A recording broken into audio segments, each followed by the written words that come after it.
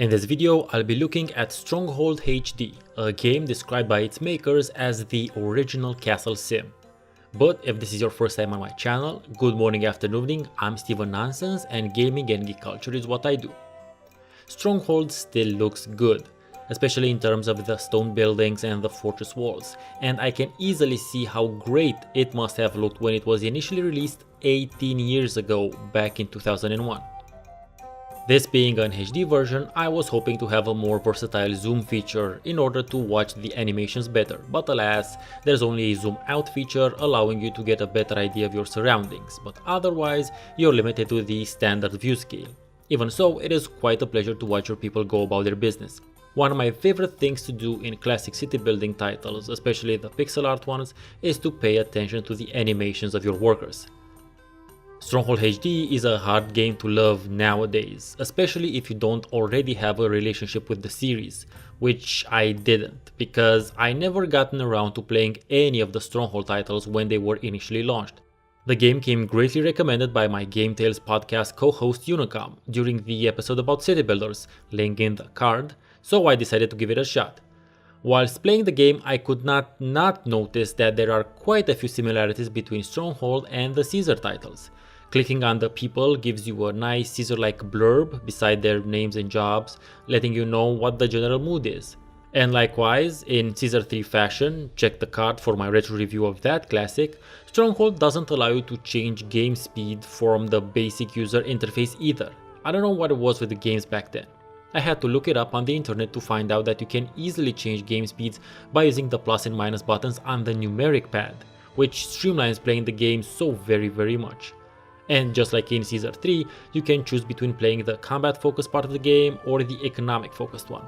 However, the economic campaign is a whopping 4 times smaller than the military campaign, and there is also separate siege and invasion scenarios under the combat category as well. Suffice to say, this game is heavily focused on the combat aspect. Although it wouldn't be fair for me not to mention that there are also a bunch of economic missions and the free build aspect under the economic part of the game, but when you compare the two, the combat related missions far outnumber the economic focused ones. Despite this, there are lots of things I like about Stronghold. Popularity, for instance, is a great umbrella mechanic that gathers many others under it. It's a solid way of numerically illustrating your overall effect on your people.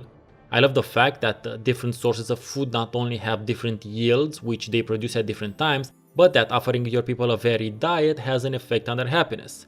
After all, you can survive by eating mainly the same damn thing every day, but that won't make you a happy camper. Sure as hell doesn't make me happy. And since we're talking about happiness, the game also has a very interesting fear factor mechanic, which basically has you take on the role of either a benevolent lord, think the Starks, or a complete sadistic asshole, think the Boltons. And this morale influencing mechanic will work in different ways for your people. I really love how much attention and how many mechanics Stronghold has to do with the very human element of your population. Something that isn't generally a main focus in other city building games, and I wish it would be a larger priority for current developers. The presence and threat from bears and wolves is also a nice thing that should be part of all medieval themed city builders, and you haven't lived till you've seen a group of stonemasons going to town on a group of rabbits because they were in their way.